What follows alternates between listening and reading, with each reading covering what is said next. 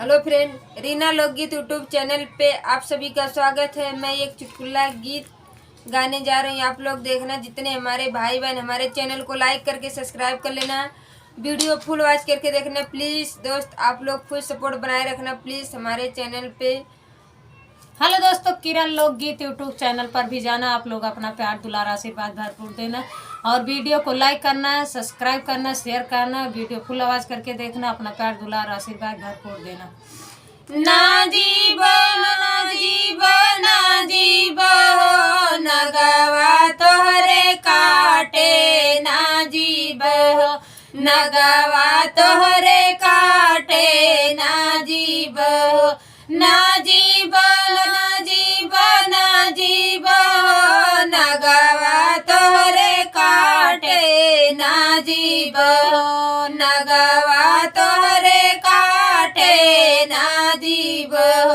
पहले जरवैया ससुर मोर आए, पहला जरवैया ससुर मोर आए, ना जीबो ना जीबो ना जीबो ससुरु तोहरे झारे, ना जीबो ससुरु तोहरे झारे, ना जीबो नगवा तोहरे काटे, ना जीबो नगवा तोहरे काटे, ना जीबो ना जीबो ना जीबो ना जीबो नगवा तोहरे काटे, ना जीबो नगवा तोहरे काटे, ना जीबो।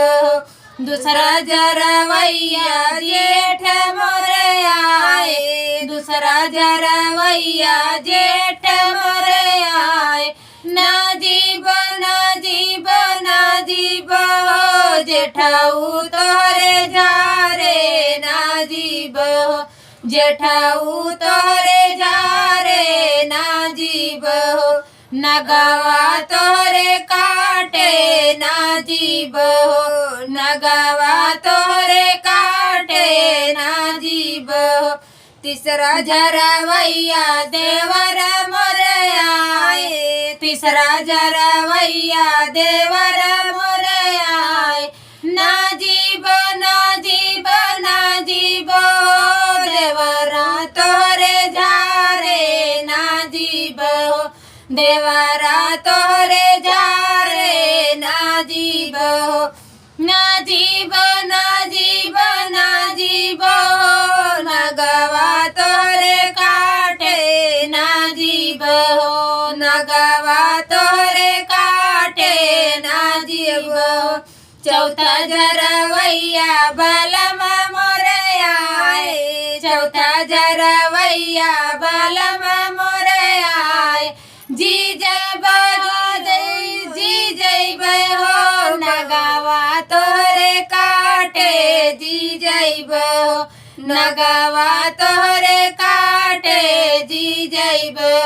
चौथा जरवैया बलम मोर आए, चौथा जरवैया बलम मोर आए, जी जैब जी जैब जी जैब हो बलमा तोहरे झारे, जी जैब हो बलमा तोहरे झारे, जी जैब हो नगवा तोहरे काटे, ना जीबो नगवा तोहरे